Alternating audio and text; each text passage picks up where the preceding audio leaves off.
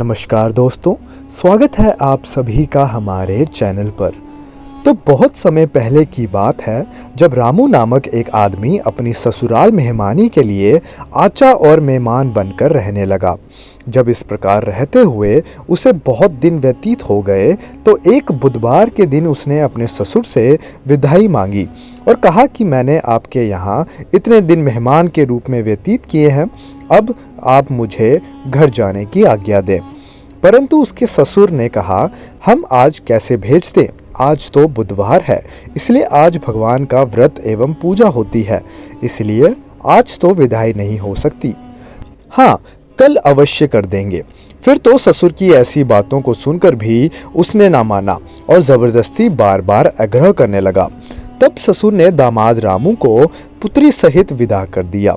इस प्रकार बुधवार के दिन ससुराल से विदाई लेकर चला और रास्ते में कुछ ही दूर पहुंचा ही था कि उसकी पत्नी को प्यास लगी और वह स्त्री के लिए रथ से उतरकर पानी लेने चल पड़ा। और जब थोड़ी देर पानी लेकर आया तो देखता है कि उस स्थान पर उसी शक्ल का तथा वैसे ही स्वरूप धारण किए हुए एक अन्य पुरुष बैठा हुआ है। फिर तो उस अजनबी पुरुष को अपने ही समान पा वहां चकित हो गया और विचार करने लगा, मेरे ही स्वरूप का ये कौन व्यक्ति है।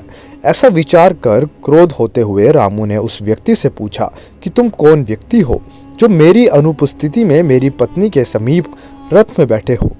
इस पर वो व्यक्ति बोला कि पहले ये तो बताओ कि तुम कौन हो, तुम मुझसे क्यों पूछ रहे हो, और यदि पूछते हो तो मैं बताता हूँ कि ये मेरी पत्नी है, मैं इसे अपने ससुराल से विदा करके ला रहा हूँ और रथ पे बैठा हुआ हूँ। इसके बाद उन दोनों में वाद विवाद शुरू हो गया। बहुत से आदमी एकत्रित हो गए, परंतु कोई भी उन दोनों के झगड़े का निर्णय नहीं कर सका और वह स्त्री भी दो पुरुषों को तो एक ही स्वरूप तथा वस्त्रों वाला देखकर चकित रह गई तथा वह जान न सकी कि इसमें मेरा असली पति कौन है। इसी बीच राजा को इस झगड़े का समाचार मिल गया और उन्होंने अपने सिपाहियों को जांच के लिए भेज दिया।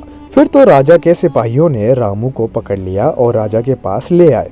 सिपाहियों द्वारा पकड़े जाने पर रामू दुखी हुआ और रोते हुए विलाप करने लगा। वो बोला, ये सब क्या है, कौन झूठा है कौन सच है। ऐसा कहकर रामू रोने लगा और भगवान की दुहाई भी देने लगा। उसी समय आकाशवाणी हुई कि रामू नाम का ये व्यक्ति जबरदस्ती से अपने ससुर का कहना ना मानकर पत्नी को ले चला आया है, जिसका अब ये फल इसको मिल रहा है। बुधवार को विदाई लेकर चलने के कारण ही इसे ये दुख प्राप्त हुआ है। ऐसा कह आकाशवाणी चुप हो गई। दोस्तों, इसके बाद रामू ने भगवान बुद्ध की आराधना की, जिसके कारण वह राजा के सिपाहियों द्वारा मुक्त हो गया और भगवान बुद्ध की स्तुति करता हुआ स्त्री सहित घर आया और भगवान बुद्ध के प्रसन्नार्थ व्रत इत्यादि करने लगा। जो मनुष्य इस बुधवार व्रत को करता तथा केवल कथा ही श्रवण करता या पाठ पढ़ता है, उसको बुधवार के दिन गमन करने पर कोई भी कष्ट नहीं पड़ता है। तो दोस्तों, आप भी इस वीडियो का महत्व समझ चुके होंगे और बुधवार के दिन का भी महत्व समझ चुके होंगे। तो ये थी हमारी आज की वीडियो। उम्मीद है आपको ये वीडियो पसंद आई होगी। अगर वीडियो अच्छी लगी हो तो इस वीडियो को लाइक ज़रूर कर दीजिएगा।